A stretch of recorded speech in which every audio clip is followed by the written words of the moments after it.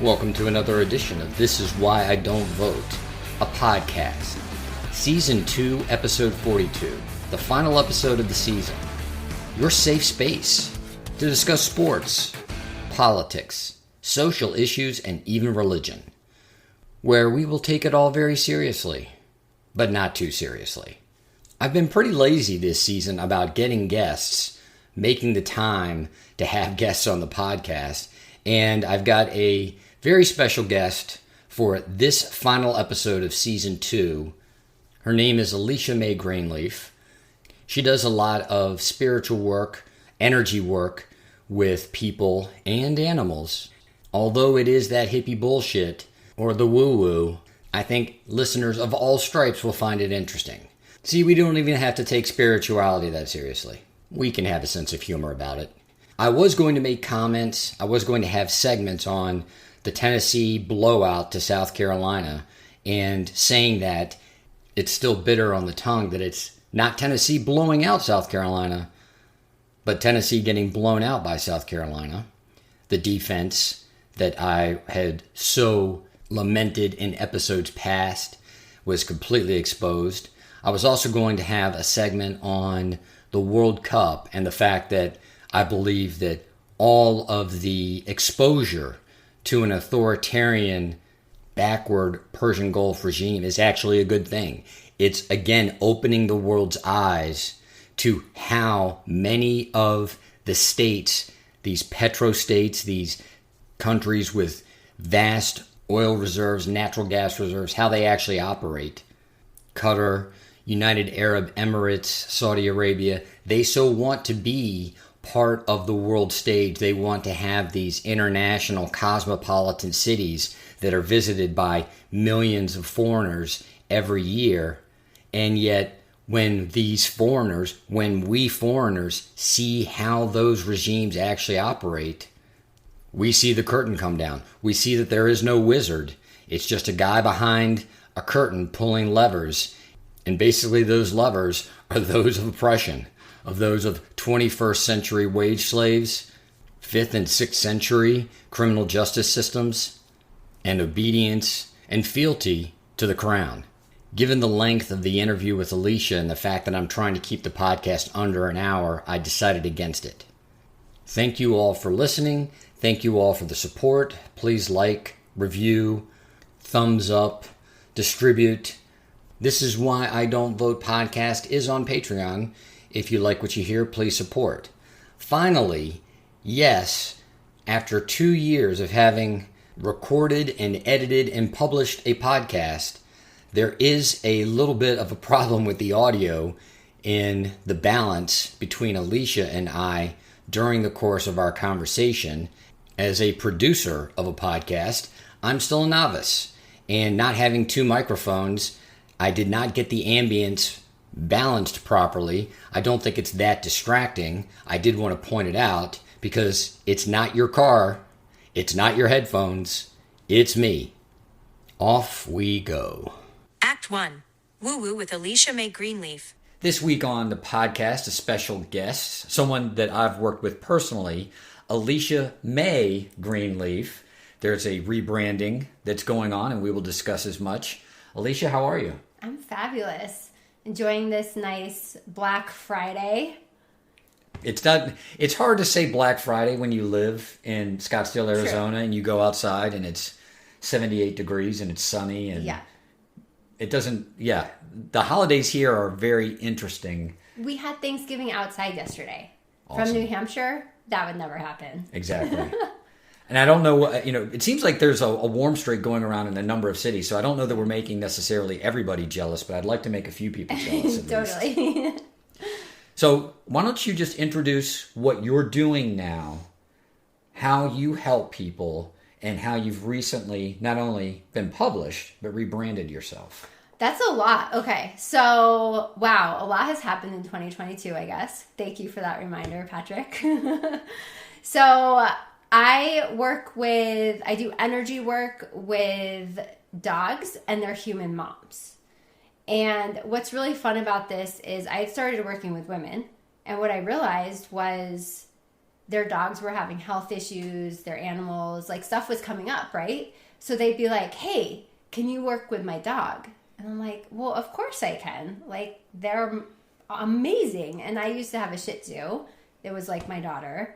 So over the course of the last 6 months, it's evolved into, I do energy work with dogs and their human moms. Because the other aspect of it is sometimes we're not quite ready to do the work yet, but we want to take care of our dogs, right? Like, they're our babies. Yes. And we'll do whatever it takes to take care of them. And then all of a sudden we're like, oh, wait, she's removing a trapped emotion from my dog that I shared with my dog. And then they're having processing. And then it's like, oh, we can do this together. And it's this beautiful collaboration. And then we also can bring in other family members too. And it's just, it's so amazing. I absolutely love doing this work. And I get to play with dogs for my job, right? Like, how cool is that? And the book you asked me about. Yes. So I co-authored with 24 other women. It's called Divinity Speaks. And we each wrote a chapter in the book. So I like to compare it to an oracle deck but in the form of a book. So like this book isn't one where you start at the beginning and it has the arc all the way through. It's you open up a chapter and you're like, oh, this so resonates with me. So my chapter is called My Body is My Compass, because with the energy work I do, it's all about connecting to the subconscious. And the breath work is connecting to the subconscious. Like all of this work that I do is around connecting to our body, because literally our body is constantly showing us what we need to know next, right? Like when you had reached out to me and you're like, hey, Elisha, I just need a quick tune up. Like I need to do a body code session. There's something I can't quite pinpoint. Like, can you please help me with this? And we did it. And it was like, bada boom, bada bing. Exactly. Right? So, your body is literally a compass to things that you should be attracting into your life and things that you should probably be staying away from in your life. Right, exactly. So we talked about this before the podcast. I'm going to ask you this question. Yeah. What does 25-year-old Elisha think about what you're doing right now? When that part of your ego, when that 25-year-old comes in and says, what the hell are you doing with all this hippie bullshit? What do you think? How do you feel?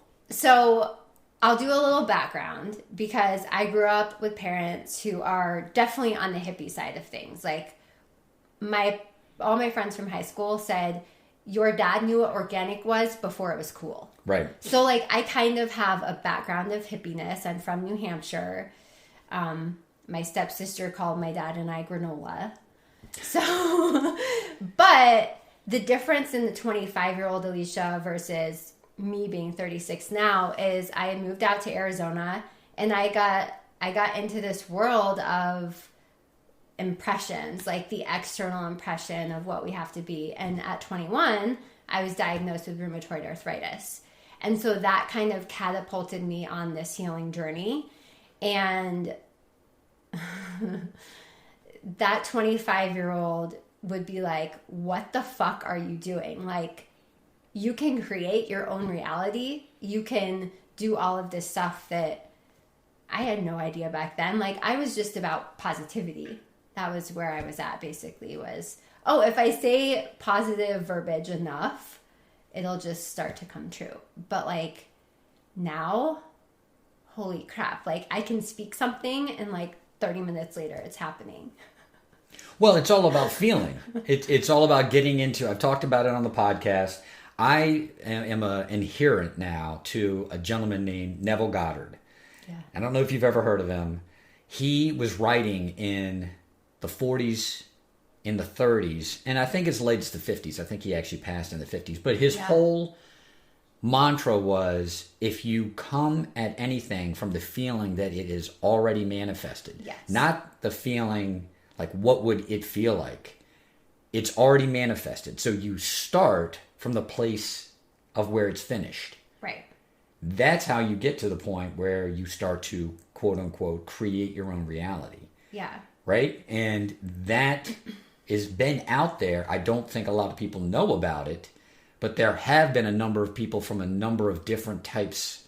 Like when you looked at Neville Goddard, he's 1950s man. Yeah. I mean, he's got the three-piece suit. He's very dapper.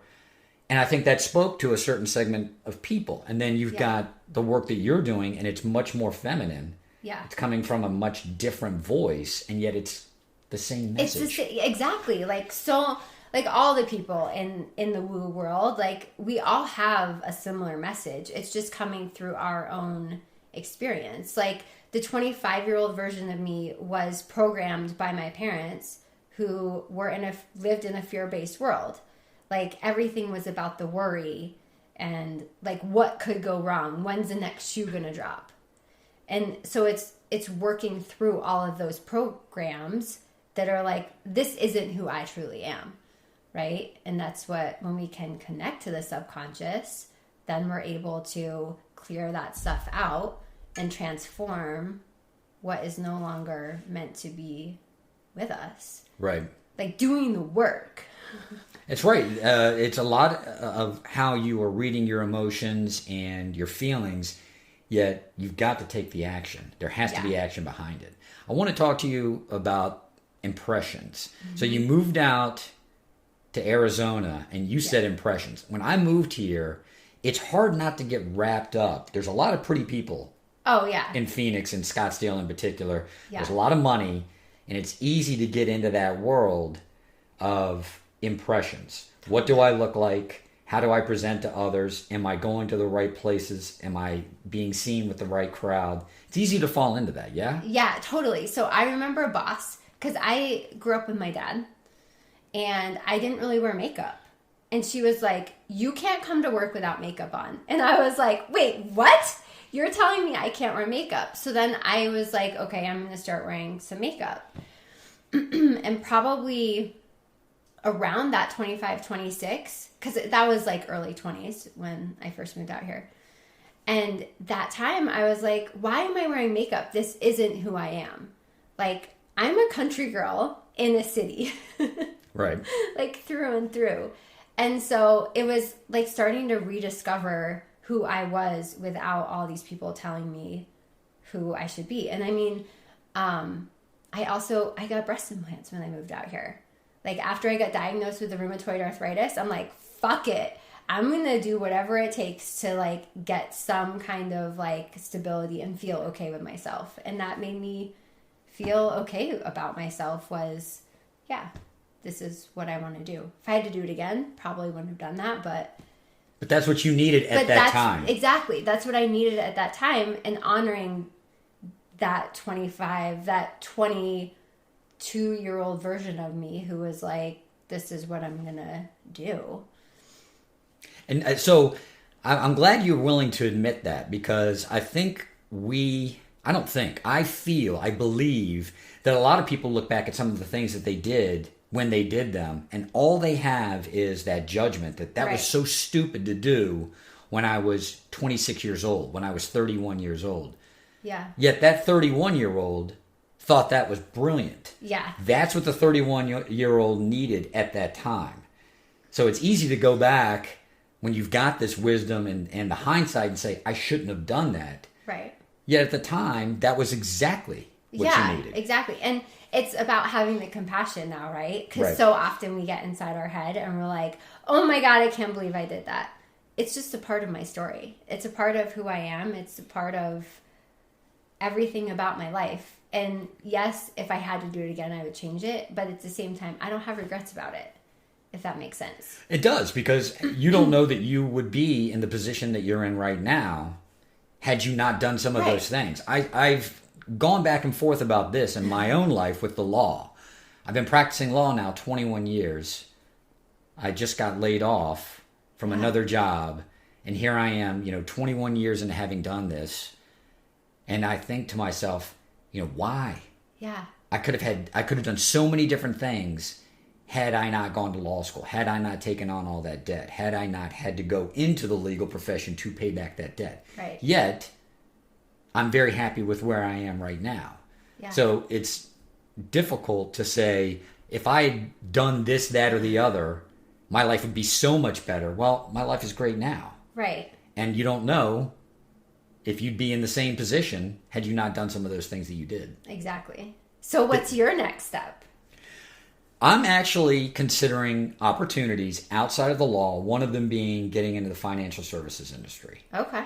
So I work with an advisor, and I've been working with him for about 5 years. He actually offered me a job. And this is the first time that I'm saying this pretty much to anybody. This is something I've been working on for about a week. Okay. And I'm announcing it on the podcast. And I wasn't ready to leave the law. And I actually told him, I'm not, this journey in the law is not over for me. Now, I didn't say it that way because I wasn't that prescient. In fact, I believe that I was still operating from a place of fear, that I was not ready to take the risk of leaving the legal profession and, for all intents and purposes, starting over. Because that's what a lot of lawyers will say. Like, if I leave the law, I'm starting over. Yeah. Right? I'm starting from square one where I've been doing this for 15, 20 years, and now I have this skill set. Right. That's a fear-based mentality. Totally. And it's a complete illusion, right? Yes. Because we can create whatever we want. Exactly. And so the illusion is I can't go and do something else because I've got this skill set that's limited to just legal practice. Yeah. And now that that veil has been lifted, it's like the universe is coming back and saying, okay, we're going to do it again. Like that the same thing is going to come back around. What are you going to do this time? Because I've talked to some headhunters, recruiters they like to be called, about legal opportunities. And this is, obviously the worst time to be entertaining a new opportunity during the holidays because no one's really hiring during the holidays. And then you've got the uncertainty of the economy and inflation and how that's going to affect the first and second quarter of 2023. So I have to be very patient if I'm going to entertain a legal opportunity anyway. Right. And I'm not sure. I have no real excitement. And this goes back to body. This goes back to emotion code, body work. Talking to you, talking about another legal opportunity, I really have no excitement about that. This opportunity to work in the financial services industry, that excites me. Nice. So just listening to my body, listening to my own emotion, like how I feel, that's got to be the direction. Even if it's going to entail a hell of a lot more risk and very likely a hell of a lot more, and you know this because you're basically a small business owner. Yeah, and I started all over again 3 years ago from scratch. Yeah, I mean, it's like scary as hell. Like I'm starting over again.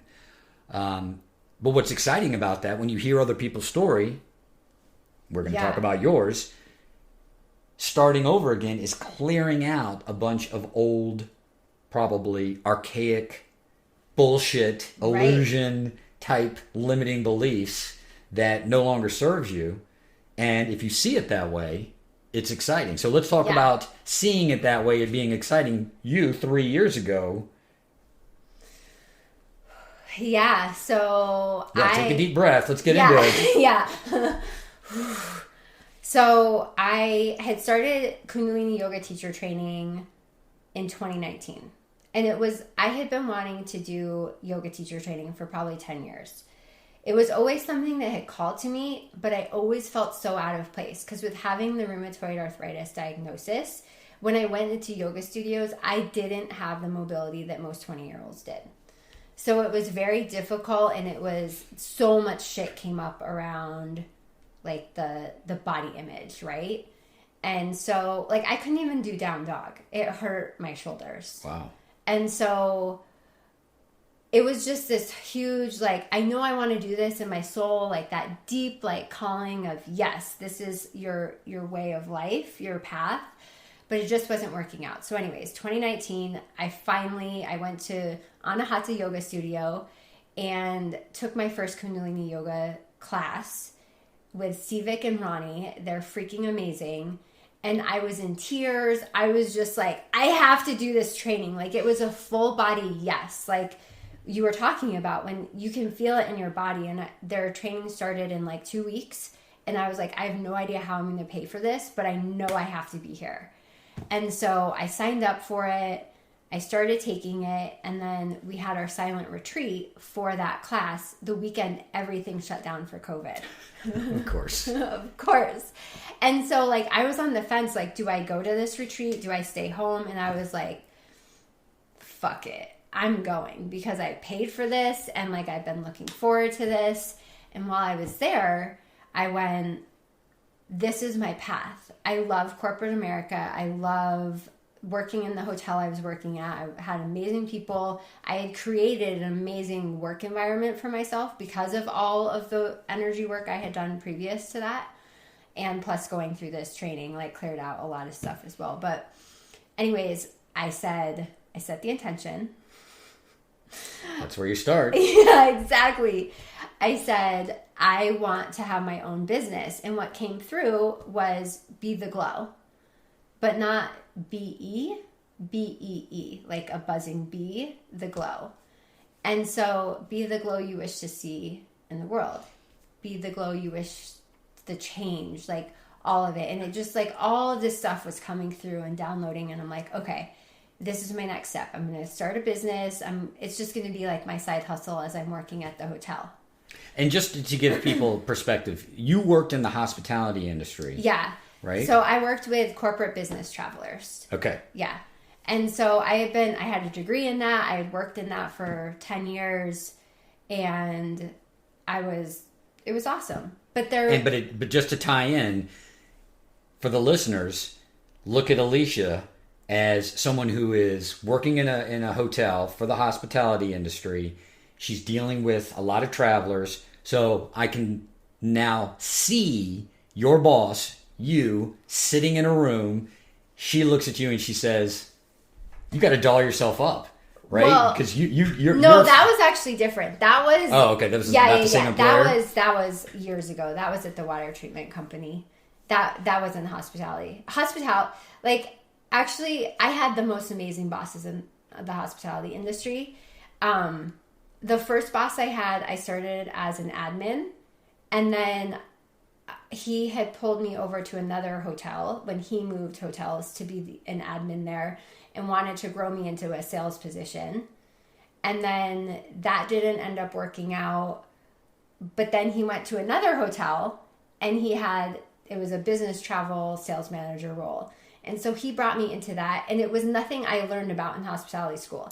Like, in hospitality school, you learn about the groups, and you learn about, like, that aspect of it. You don't learn about the individual business traveler. Or at least I didn't, or I just completely was out of my body and tuned that part out, right?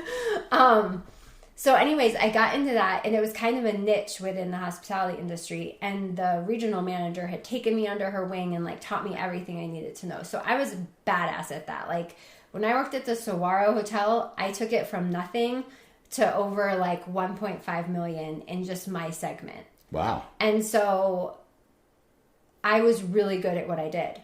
And my boss had always asked me, like, how do you hit your numbers? Like, what's your key to this? And I'm like, I meditate. And I was always the one who, when I met with clients, somehow something would come up about the way I ate, or, like, the way I chose my food when I had client lunches. And so people opened up to me and told me, like, their life stories, their, like, all of the stuff that was going on with their health and all this stuff. So that was kind of, like, leading up to doing this venture of yoga and everything, was like, even though I was in hospitality, there was something deeper that, like, kept popping up. And I had my own office door where I could close it, and people would come in and sit in my office, and I'd be like a therapist. And I'm like, I'm not certified in therapy at all, but I felt like the on-call therapist for everybody. Then it makes it easier to sell to them because they trust you. Yeah, exactly. Yeah, two things come through. One, I made an assumption. Never make assumptions. And two, yes, it was leading you to something else. Yet, you still had to make the conscious decision. Look at the skill set I've built in this business. Yeah. I'm really good at it. Yeah. I'm comfortable. Yeah. And I'm going to then leave it and start completely over. Yeah. So again, at the silent retreat, made the intention, gonna have my own business. I get in my car on Sunday because my phone had been off all weekend, and I get a call from my boss, and he's like, "Hey, Elisha, I have some bad news. We're furloughing you for a month." And I called him back, and I'm like, "Thank you so much, Joe." And he's like, "Wait, what?" And so then I told him the whole story about how I had said I wanted to start my own business, and then I got this phone call. And it's like the universe is like, "Elisha, this is your path." Yes. And don't get me wrong, it hasn't been easy. Like, I've spent a lot of that time putting everything on credit cards to make sure that, like, my business was taken care of. All of my personal needs were met. But it has been so good for my soul and my heart. And it's helped me on my own healing journey, right? Because I no longer was answering to a boss. Right. You're the boss. Yeah, exactly. Which that has its own challenges, right? Yeah. But overall, it's like, wait a second. I'm going to put self-care first. I'm going to put me first, because then I can show up so much more powerfully for everybody else. Instead of having to put all this time into somebody else's business, I can create that for myself. So, yeah. And you're doing it. Yeah. I would never recommend to anybody who wants to start their own business to not start it as a side hustle first, because that makes the transition, I think, much easier. Right. But however it works, it ends up working. But yeah, I mean, follow the direction of the universe. Yeah, exactly. And like with you got laid off, and what's your next adventure? Like, I remember when I first met you, you were talking about land and like how important land was to you. I see something about that in your future. Well, so I had this idea. It's still out there. Okay. And I'm even loath to talk about it because it's so in its infancy. Okay. I could rent this house out. And this is before the financial services opportunity really presented itself. Yeah. You know, not every listener knows where this house is.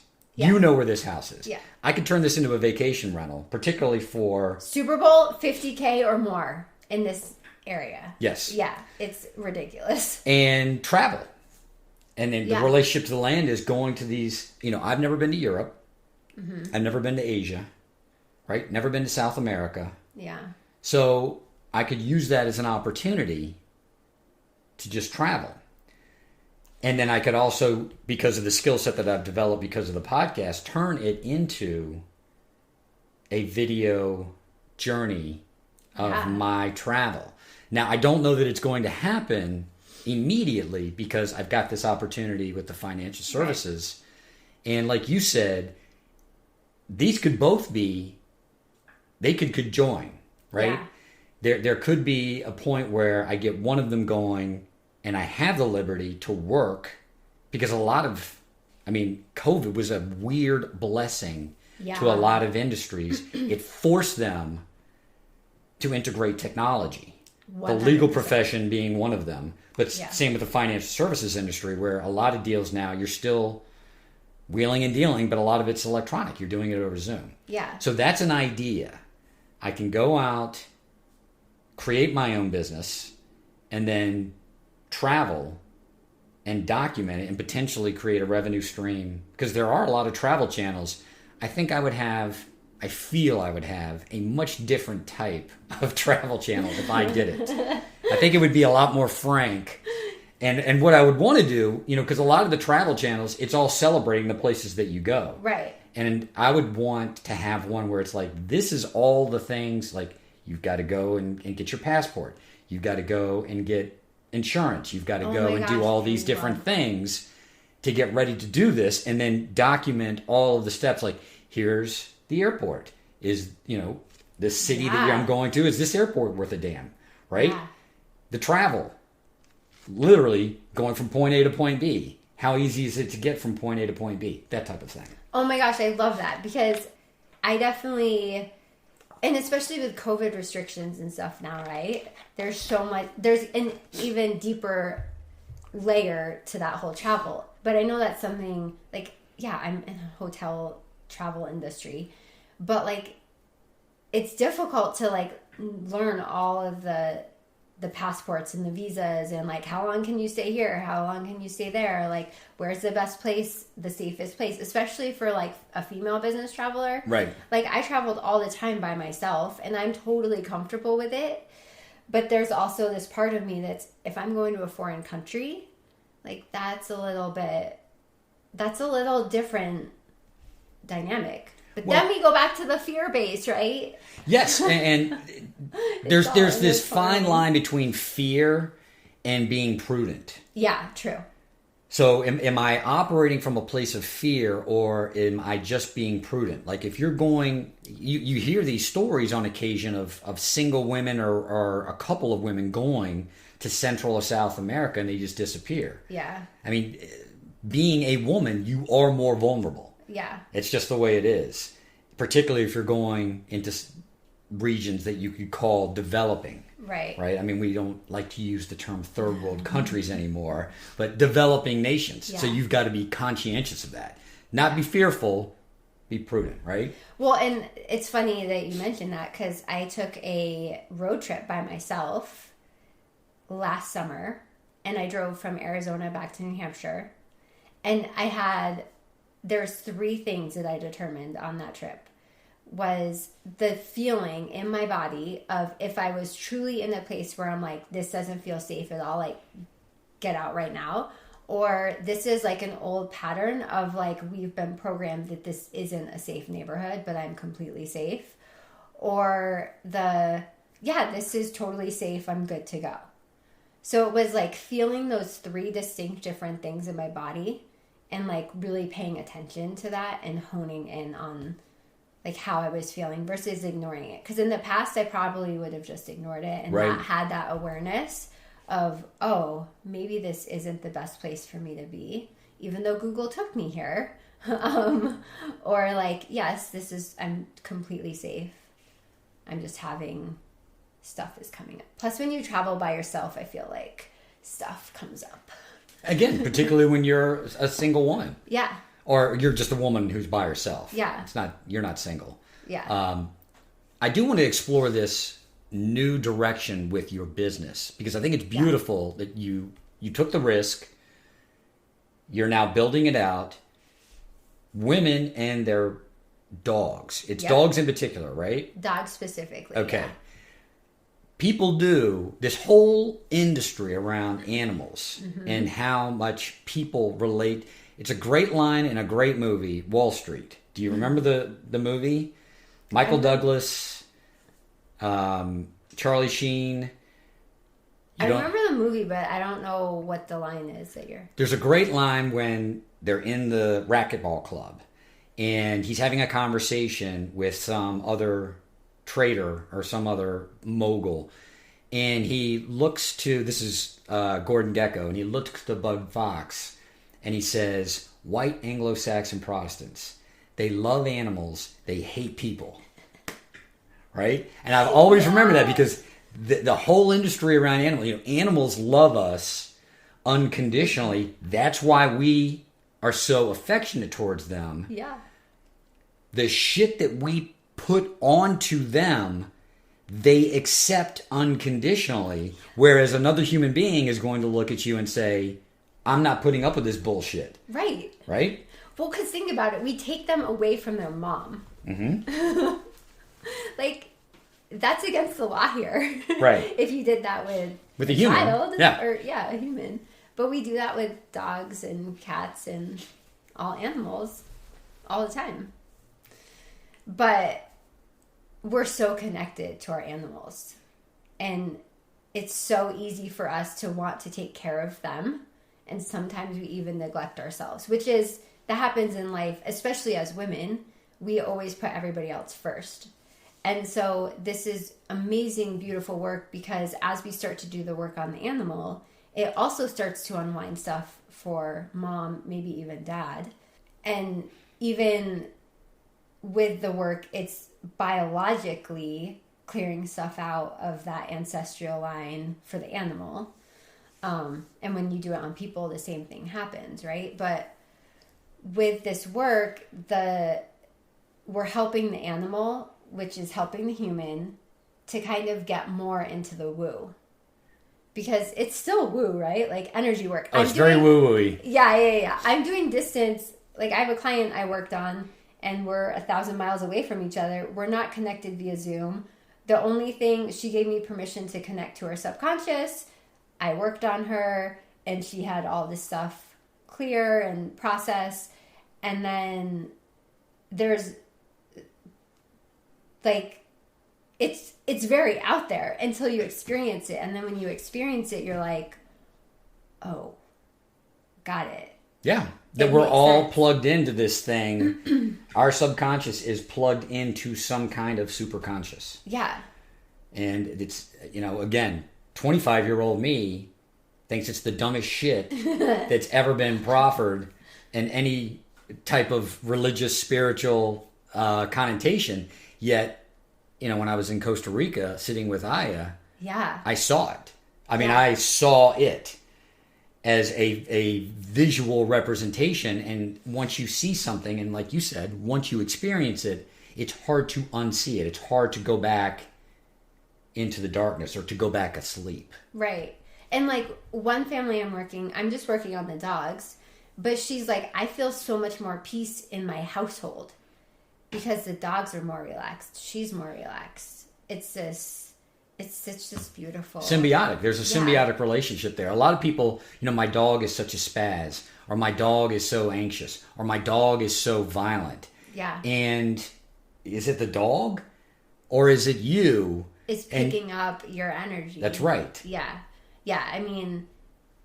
Cesar Millan made a whole, he's got a hit television show and an entire career, right? I'm training people. Right. I'm rehabilitating the dog. I'm training the people. Yeah, exactly. And so it's funny, I've been playing with the term for like my title of fairy dog mother. I think that works. I don't think that's bad. It's very woo-woo-y. It's very woo-woo. But it also speaks to a very divine type of feminine. Who are you trying to court, right? You meet your clients where they're at. And I think that is an effective, and you're in sales, this. That's effective marketing to the type of people that you want to draw into your life, that you want to work with. Yeah. And it's so fun when I talk to people about it because they're just like, oh my gosh, I know like my dog, can you help me with my dog that has XYZ problem? Or, oh my gosh, I have a friend who their dog has this problem. But when you say, if you took the dog aspect out of it and talked about just people are not that forthcoming of information, right? Right. Or like problems. So it's my dog's problem. Yeah. Hey, there's this guy I know. There's this woman that I know that has this problem. You see right through that. Oh, my dog has this problem. You're like, oh, okay. That makes perfect sense. Yes. Yeah. It's so fun. Well, I'm very impressed that you continue to push kind of the boundary of what it is to be a small business owner, what you actually want to do. Did you ever get back to Kundalini Yoga as part of the cadre of services that you're willing to offer? Yeah, so I do it as my own practice, and when I'm working with women, because I can't really teach dogs Kundalini Yoga. No, haven't quite figured that one out yet. What just for the sake of the folks, we say these things, and again, it's an assumption that everybody knows what we're talking about. Kundalini Yoga, in particular, it's a very different type of practice. Can you just briefly explain? So there's technical terms of it, but the best way for me to describe it that I think people understand is it's a moving meditation.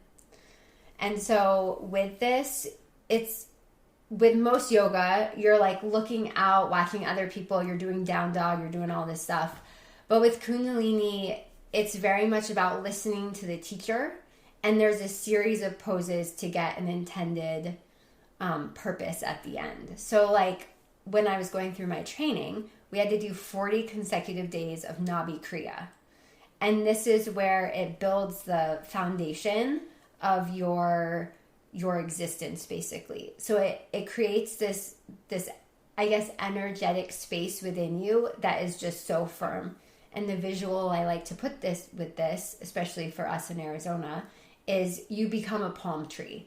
that wind, that life can just come at you and you just sway with it. It no longer knocks you over when you get laid off or when you lose your dog or this happens or that happens. You're just like, okay, it just is what it is. And you move forward from that point versus if you don't have that practice and you're like the Palo Verdes that when the windstorm comes through, they just all like fall over, right? Yes. And we know this for a fact. Every windstorm that we have here, when you're driving down the road, you see their limbs scattered all along the road. Yeah. Right? They can't survive. Yeah. And so with this practice, you're very much in your body and you're keeping your eyes closed, listening to the instructor. And even if you're not able to do the pose perfectly, you imagine it in your mind's eye that you're doing it perfectly and your body doesn't know any different. There was a Harvard study done about this with people playing the piano, whether they were actually playing it or they were just playing it in their mind, the same things went off in their brain. So scientifically, we know this is a thing. And with this practice, it's beautiful, especially if you're somebody who isn't super flexible or you have a health condition and you're not able to do all these fancy poses with all these sexy girls that are like looking so fit. Like you can still do this yoga practice to the best of your ability. Yeah. No, that's a great explanation. Okay. And just to bring the masculine in, because I have to, that same type of study was done free throw shooting in basketball. Okay. So they took 3 different samples, right? They've got a group of kids who are going to practice every day shooting free throws. They've got a group of kids who are going to, in their mind's eye, practice making every free throw. Okay. And then they have a group of kids that don't do anything. And then they test them after 2 weeks. And the people who just imagined shooting free throws perfectly actually shot free throws consistent with the kids who had been practicing physically for those 2 weeks. The test group that didn't do anything had much lower scores because they hadn't been practicing anything. So yes, that's the masculine, the putting it into physical action is no different. Your mind doesn't know any different than if you're just imagining that you did it perfectly. Right. Yeah. So it's such a beautiful practice. And so, yes, with the women I work with, I do bring that in. And also with some of the breath work I do, I very much bring the Kundalini aspect into it because what's so beautiful with this practice is you don't have to do an hour practice. We can do 3-minute breathing meditations and you can have these profound experiences. Like I've done classes where we've done a 3-minute meditation with just the breath and a simple journaling prompt question and some journaling, and people are in tears having these like huge epiphanies. And I'm like, every time I do it and this experience happens, I'm like, 3 minutes. 3 minutes. We don't have to do this crazy amount of work. Right. It can be, if it's concise and we're open. And you are determined. I'm going to commit to 3 minutes, which is not a long commitment. Yeah. And then do something. The writing, is this like automatic writing or is it just? Yeah. So what we do is the 3-minute meditation, and I'll have asked a question before. So it's kind of like noodling around in there when you're doing the meditation, but for all intents and purposes, you let it go. And then as soon as you're done with the meditation and you open your eyes, you go to write. And so it is kind of automatic writing as long as you can stay out of your head and like come from that heart. And just reminding people to just write whatever comes up, because so often when we go to write, we want to make everything perfect and dot our I's, cross our T's. But really this is just about letting it go. And when you let it go, some of the things that come up are so profound. Yes. And just again, for the people who don't know what automatic writing is, it's, as Elisha just alluded to, you're not trying to stay in the lines. You're not trying or focusing on punctuation. Right. Whatever comes up, you're as much as you can staying out of your head and just allowing whatever comes up, just write it down. Yep. And I had never experienced automatic writing until I called it tripping ball script when I was sitting with Mother Ayahuasca and I was writing. And it was funny because I had a pad, I had a pen. It was dark. I mean, I couldn't see what I was writing. Yeah. And I was just writing. Yeah. So you add the element of the darkness, and it's really to automatic write. I think it's very helpful because if you really want to let go of the formality of the illusion, like this is the square of paper, right? And here are all the lines, and here's where I start, and oh, am I going too far on the left margin? No, that's all gone. When you're in the dark, you can't see it anyway, right? So you're just letting it go. Ooh, I love that even more. I might have to try that sometime, actually. Not the Aya part, but... Well, I don't know that you need, you and I have talked about it, of course, not as part of the podcast, preparing for it, but Aya isn't for everyone. You doing all the work that you have, Aya is, in my mind, again, it's spiritual boot camp. Yeah, oh, for sure. For people who, have not been, like me, again, 25, 35, even 45-year-old Patrick this is the dumbest shit I've ever heard. Like, I just don't resonate with it. Yet you get to a point in your life where you do resonate with the fact, like, something's wrong. Yeah. Like, something's off here. And if Aya calls to you... You got it. Yeah, my partner... I don't know if that snap came and translated. There we go. That probably translated better. So your partner... He just got back from an Aya ceremony, actually, down in Tucson. Yeah. And what was his... It was a lot. I don't want to necessarily speak to his experience because it's very, personal. They all are. But, I can see the shift and the transformation in just how he shows up in life. And he had done it before. And again, huge shift in perspective. And also, there's a little part of my ego that was like, yes, because things that I have been saying, he now is like, oh, I get why you said that. Oh, yes, that now resonates. That now makes sense. And so, yeah, my ego, it was like... I think it is helpful for for men, when they go through an experience like that, for the entire feminine divinity. Yeah. I don't understand your gender. I never will. And you say things, and I don't get it. And women will get frustrated because they just can't understand, why can't he see this? Why doesn't he understand what I'm saying? Right. And yet it's not because we are intentionally or with any malice. Right. I don't want to listen to you. I don't want to understand you. It's just, the synapses are not firing like that. Right. We don't see things the same way. When you have that type of experience, you go back, you go, oh, maybe I don't identify with what you said, or I wouldn't even see it myself, but now I know why you said it. Yeah. Now I see these things in a different light. I know where you're coming from. Exactly. I better understand.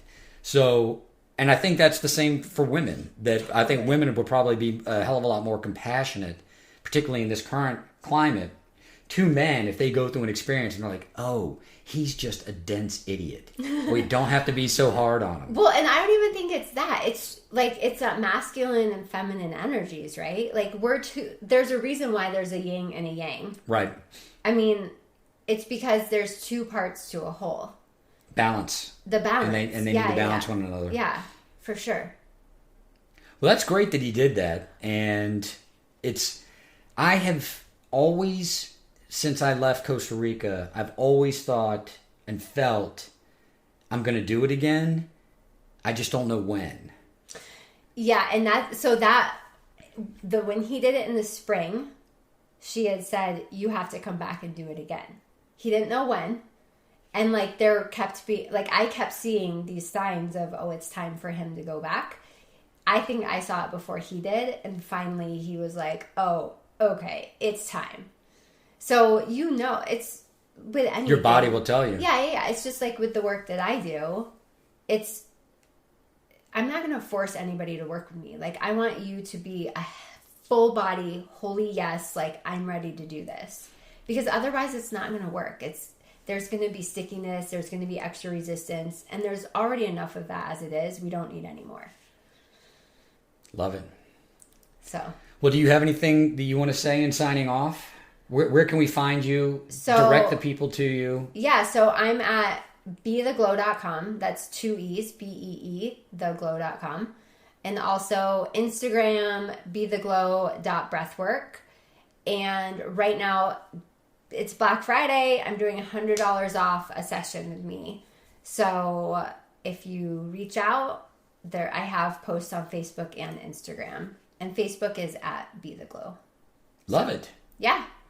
Look forward to working with people and just sharing the love for whenever people are ready to hop into this woo-woo sphere. Whenever they actually can accept that some of the things they thought was absolutely asinine and ridiculous, it might actually be consistent with the way the universe operates, right? Yeah, exactly. You just never know. Yeah. And as people who are going through that experience, we have to be an open space for them. Right. It's hard not to judge others when they judge you. You have to keep that open space. Like, that person in a year, after having made fun of me, might come back to me and say, wow, I need your help. Exactly. Yeah. Oh my gosh. It's definitely interesting how that works itself out. Yes. Well, thank you so much for coming on. Thank you so much for having me. It's been such a pleasure to chat. And chat all day. Season 3 is going to incorporate video.